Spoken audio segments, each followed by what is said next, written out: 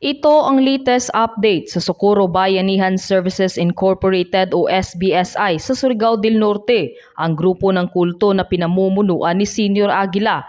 Isa-isa nang nagsilabasan ang mga lihim ni Senior Aguila na mas magpapadiin sa kanya sa pitan. Nabunyag na rin na namatay daw ang isang SBSI member. Ito'y matapos na maoperahan ni Senior Aguila. Halina't sabay-sabay nating panuorin at alamin ang video ito. Ngunit bago tayo magpatuloy, huwag kalimutang i-like, share, subscribe, and click the notification bell for more updates and for more upcoming videos.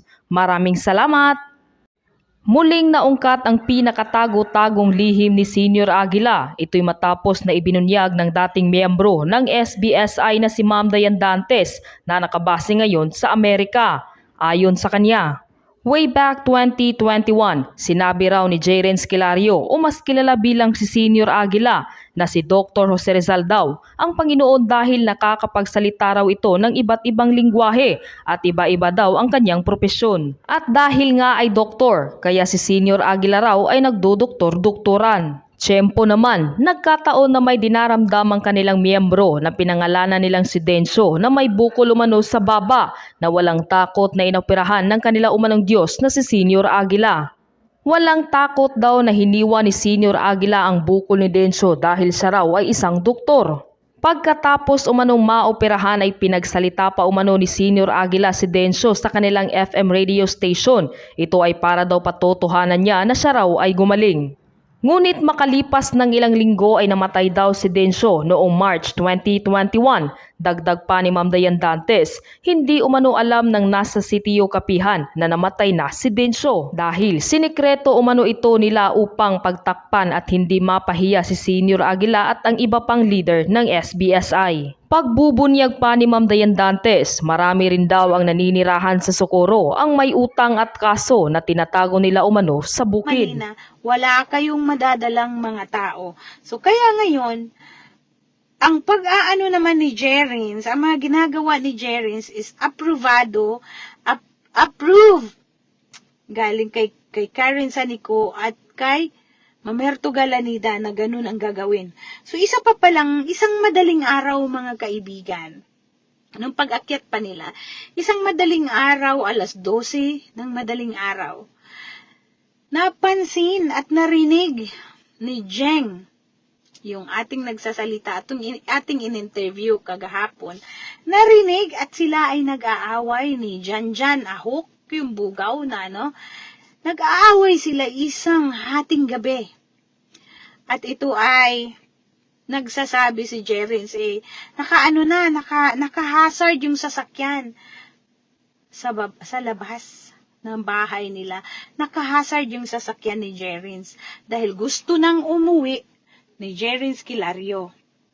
Gusto niya nang umuwi. So, ngayon sabi wala naman pala, ayoko na. Hindi ko na kaya mga paghihirap ng mga tao. Uuwi na ako. So ngayon, naghihisterikal si Jerins. Buti na lang, napakalma ni Janet Ahok at napapasok doon sa kwarto. Napag-usapan na, huwag kang ganyan dahil mabubulabog ang mga tao pag gawin mo yan. Napapag-usapan ang lahat. So ngayon, ang naging nangyari na usapan pala is, bibigyan na. Pagbibigyan na si Jerins, yung Diyos nila, pagbigyan na. Ay, excuse me. Ay, excuse me mga kaibigan.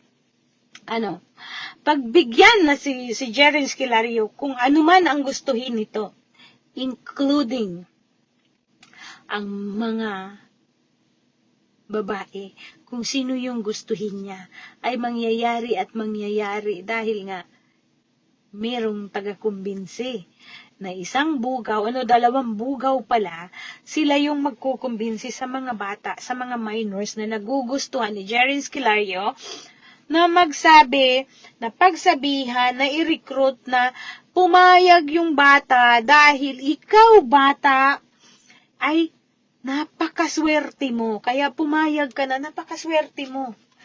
Ikaw ay andyan, dediretso ka sa langit. pagdating ng araw, ikaw ay nakaupo sa tabi ng trono ng Panginoon. So, kailangan pumayag ikaw. So, kaya yung iba is napapapayag. Doon natutulog at nakikita ni Jeng Plaza na doon yung babae, papalit-palit hanggang magdamag, mga kaibigan. So, yun ang nangyayari.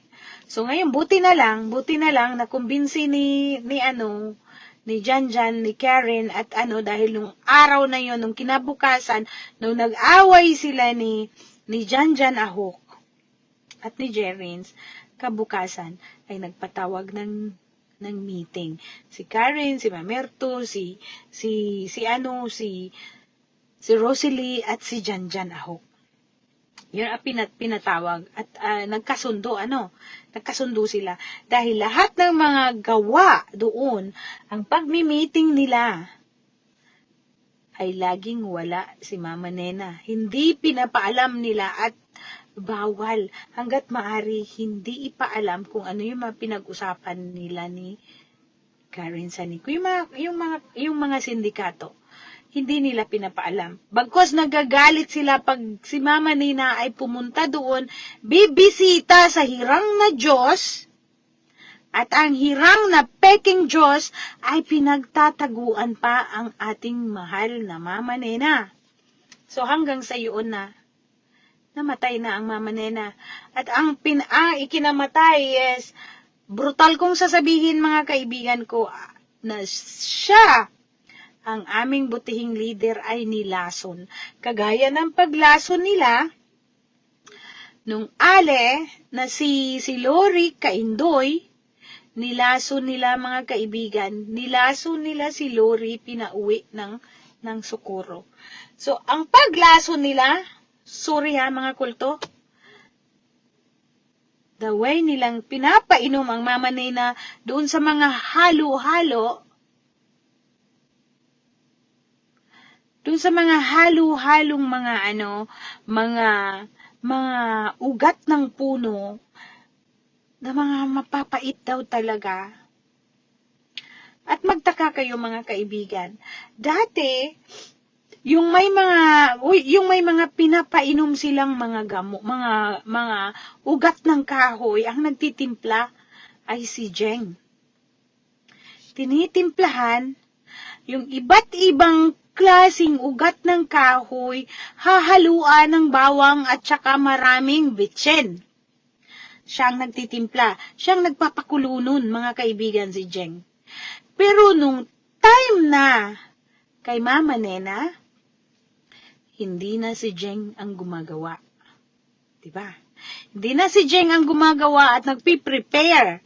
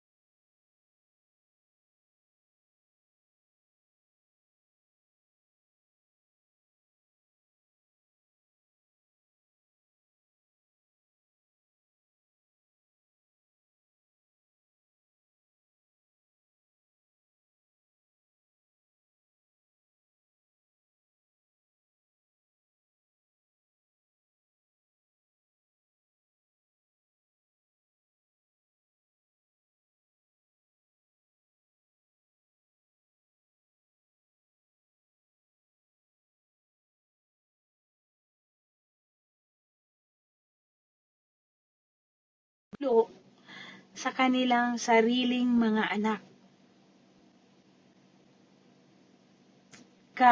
Kagimbal-gimbal, ano? So ngayon, namatay ang mama nina. Namatay. Hindi na pinapunta sa sa doktor, wala na. Wala na rin. Hindi pinaalam kaagad sa mga members at hindi pinapaakyat ang mga So, nasabi ko na yan, no? Nasabi ko na yan. Namatay si Mama Nina is June 27. Namatay naman ang kanyang nag-iisang anak na mayor din ng Socorro, July the 5th. So, ngayon ang naghihingalo or yung sasabihin ko rin, nilason din nila ang anak ni Mama Nena na mayor ng Socorro. Nilason din nila dahil nga 8 days later na namatay si Mama Nena, si Denya na naman ang namatay. So before yan namatay, ang lahat ng mga leader ng kulto ay pumunta doon sa Surigao del Sur. Lahat sila pumunta, mapa Janjan, mapa Rosalie, mapa Karen, ito si Jerin Skilario. Nandoon sila sa Surigao del Sur. So ngayon mga kaibigan, nalaman nila at alam nila ang galaw. Alam nila. Kasi nga, nung nahihirapan ng huminga si Mayor Denya Florano. Tawag mga kaibigan ang magkapatid na Ralna Florano and Raldin Florano. Tawag sa kanila. Hindi mabilang. Tawag sa kanila. Alam nila, nakikita ni Jeng, nagre-ring ang telepono, hindi nila sinasagot, hindi pinapasagot. Hanggang sa may nakapag-text na nawala na si Mayor Denya Florano. Tawag ulit. Sinagot na nila ngayon. You see? Ang calculated nilang hindi namin sasagutin to dahil nahihirapan, nagdideliryo, pag nadala yan doon sa doktor, baka ma-flash out yung mga poisons na pinapainom o tinuturok ba sa kanya.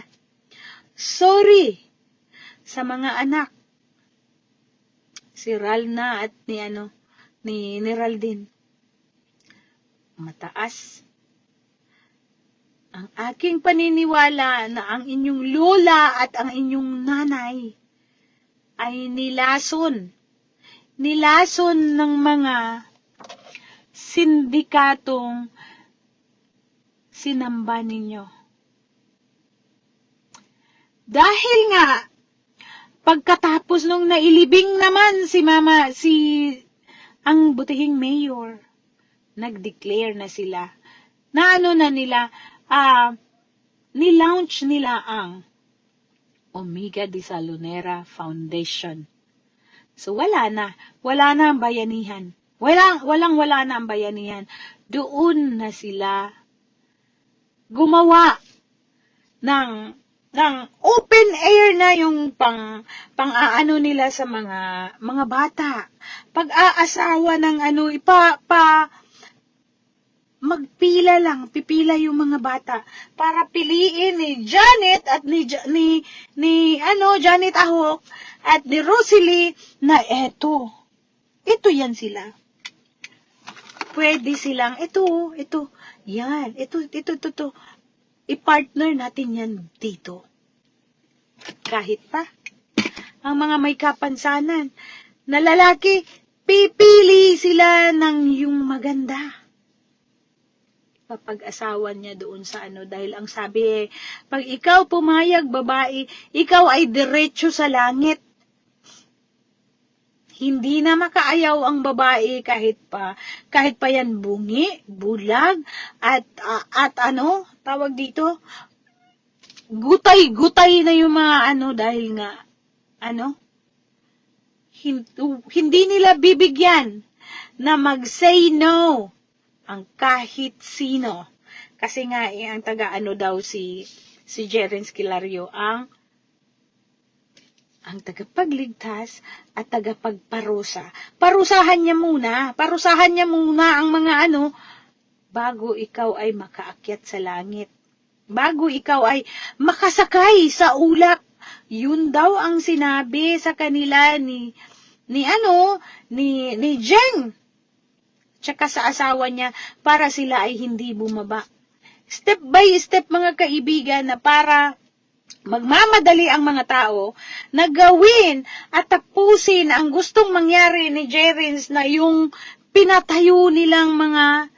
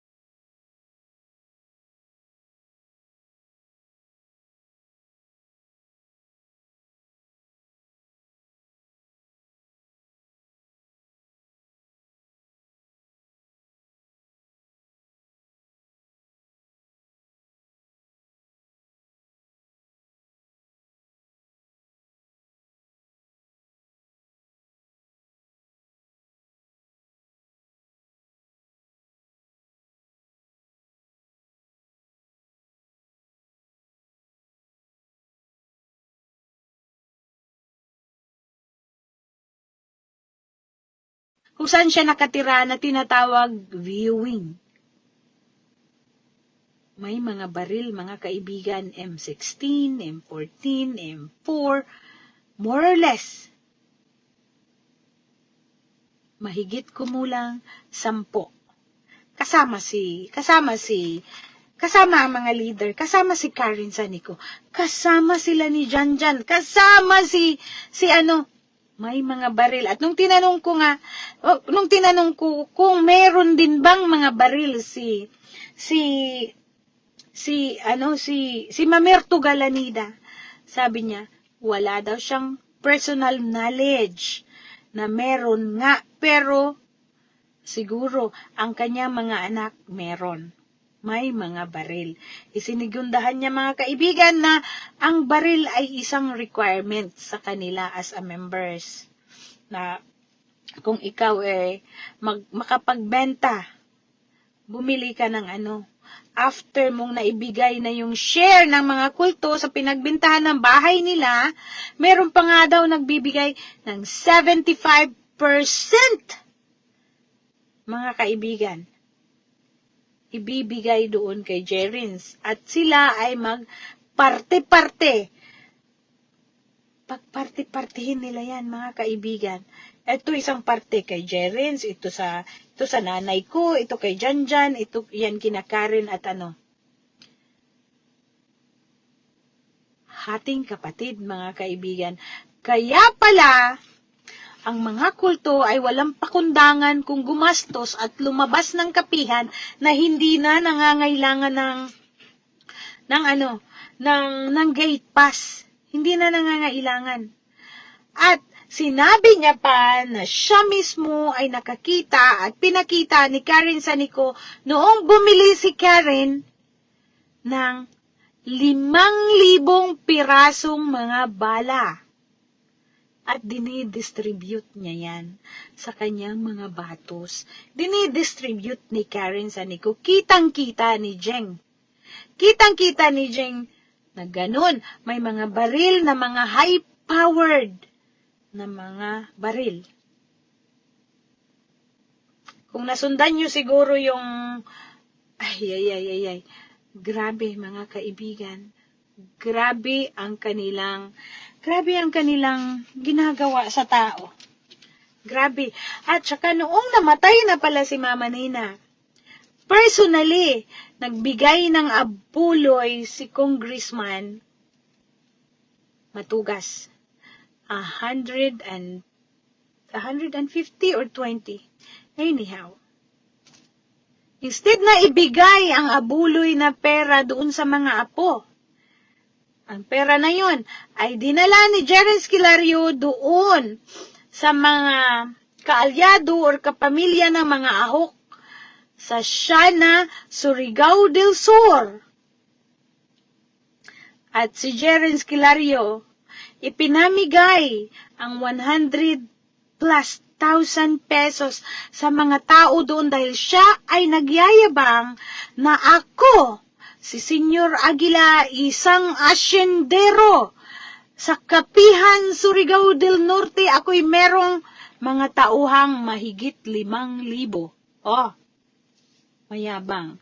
Ang mga isda, ang mga kuha na mga mangingisda, na mga masasarap na mga isda, kanilang dinadala doon lagi. So ngayon, nung natanong ko is, kaya pala pumupunta sila doon, ay meron silang connection na para i-protect sila.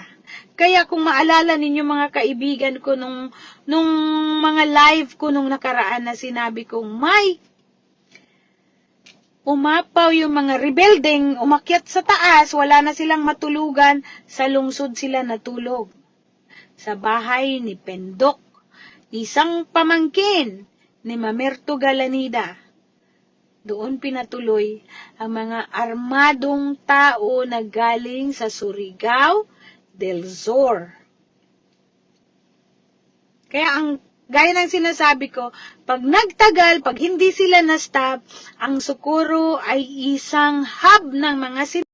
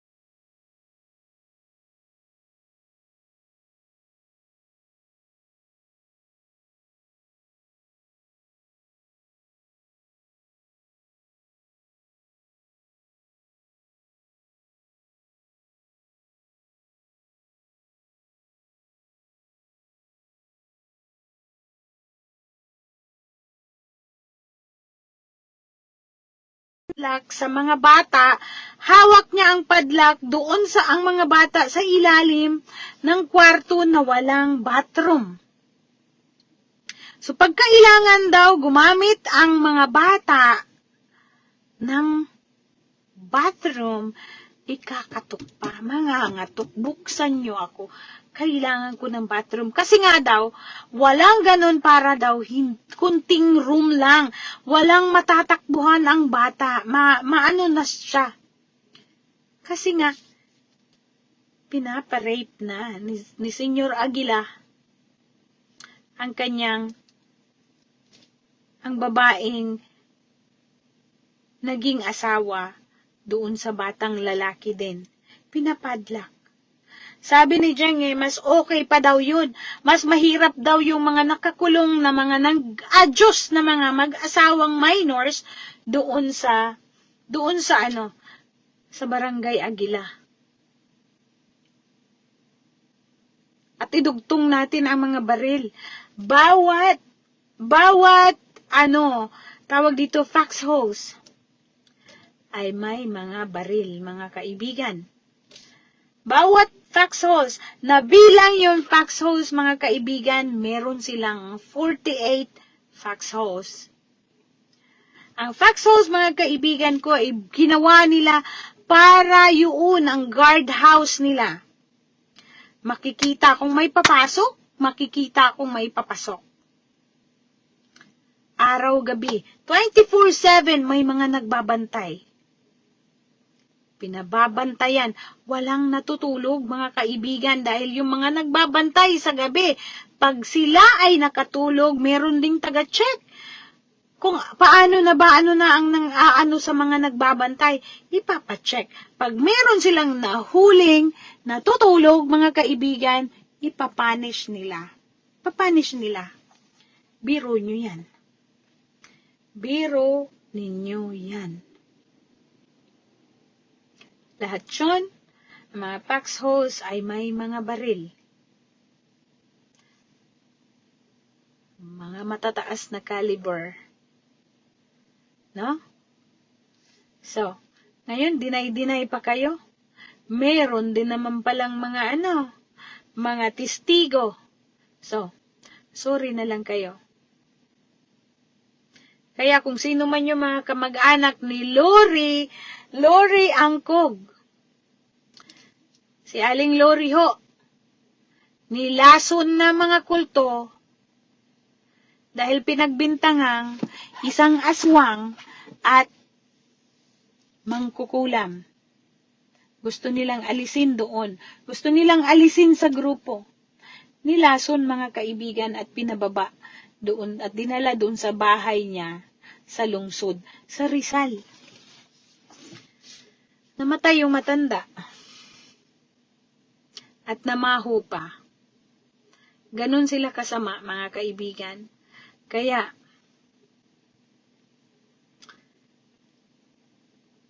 pasensya talaga kung ang live natin is, hindi natin, sana nga naaano natin na Tagalog, kaya lang, gaya nga ng sabi ko, pagbigyan natin yung nagsusumbong kung saan siya komportable.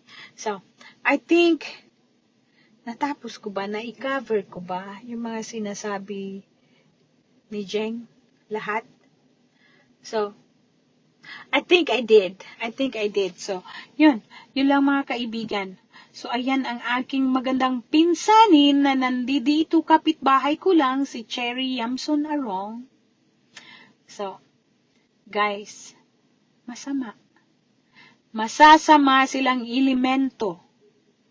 Sayang at sila ay naging tao. Sana na lang, naging sila. Mga bakulaw, na hindi sila naging tao para walang ganun karaming mga nabibiktima, mga kaibigan. Wala silang access para pumatay ng tao at lasunin. So, kung gaya nga ng sabi ko, mga kamag-anak na hindi nyo na nalalaman, nakikita ang mga kamag-anak ninyong umakyat sa bundok? Abay, ipagtanong nyo na, baka nilason na rin nila. Baka pinatay na rin nila. Dahil nga, ang sabi ni Jerins, wala siyang pakialam. Siya ang may gawa at siya ang magdidesisyon. Walang makapagdesisyon at walang makabali noon. So kahit patayin niya pa, ikatutuwa ng mga kamag-anak, mga magulang, kung meron siyang pinatay. Dahil nga naman, Diyos daw ang may gawa. Kaya ito na. November 7, mga kaibigan. Gaya nga ng sabi ko, may sorpresa tayo, may pasabog. Ang kampo ng ating butihing mayor. Meron at meron. Sana matapos na ito, mga kaibigan. At sila ay masisintensyahan na. Masisintensyahan na dahil sa kanilang mga ginagawang krimen. Excuse me. Tama na. Tama na yung kulang sa 5 taon. Yung panluloko nila. So, tama na yun. So, I think, sa mga vloggers dyan na maraming salamat ulit sa inyo. Maraming salamat ulit na inyong pinupost at may nagsishare kung ano talaga ang mga nangyayari doon sa bayan namin. Nalalaman na ngayon ng buong Pilipinas. Maraming